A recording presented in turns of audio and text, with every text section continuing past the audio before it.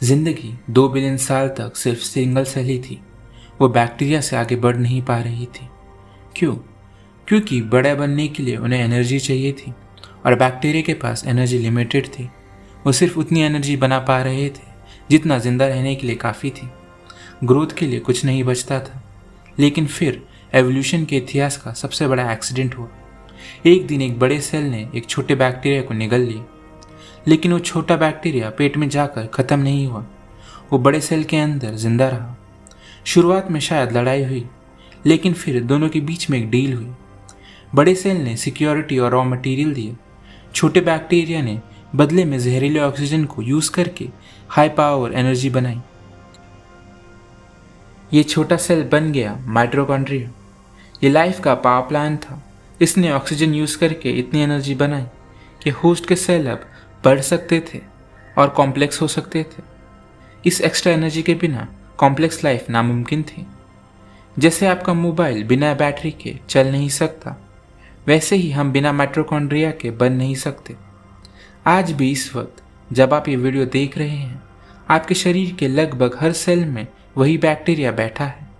वो आज भी अपना अलग डीएनए रखता है, जो प्रूफ है कि वो भी कभी एक अलग ऑर्गेनिज्म थे।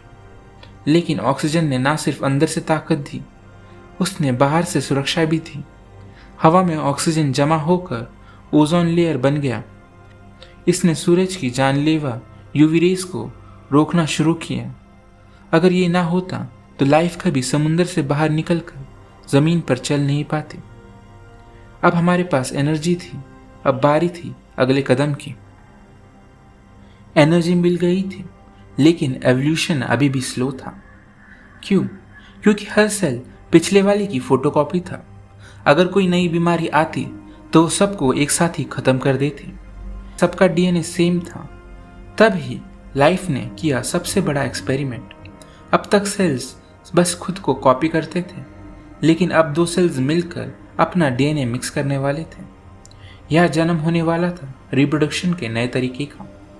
सेल्स पहले भी रिप्रोड्यूस करते थे, लेकिन अब वो सिर्फ कॉपी नहीं बनाने वाले थे, अब वो डीएनए मिक्स करने वाले थे। इसका फ़ायदा क्या था? वैरायटी।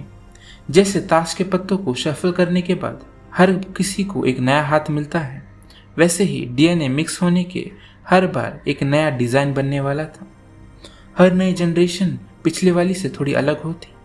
कोई तेज़, कोई स्ट्रॉन्ग, कोई छोटा। इसने एवोल्यूशन को टर्बो मोड में डाल दिया।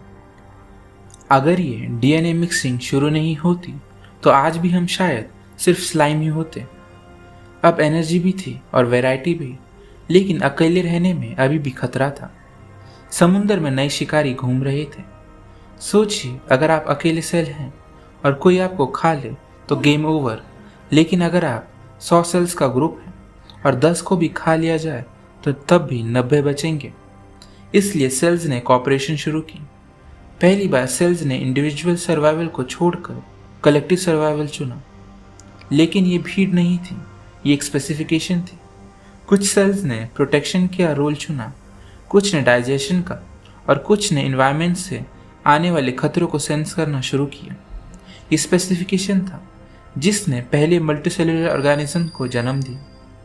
और ये सिर्फ एक सेल नहीं था, ये एक जानवर बनने की शुरुआत थी। एक बार जब ये टीम बनी तो एवोल्यूशन ने स्पीड पकड़ ली। वही सेल्स आके जाकर मछली बने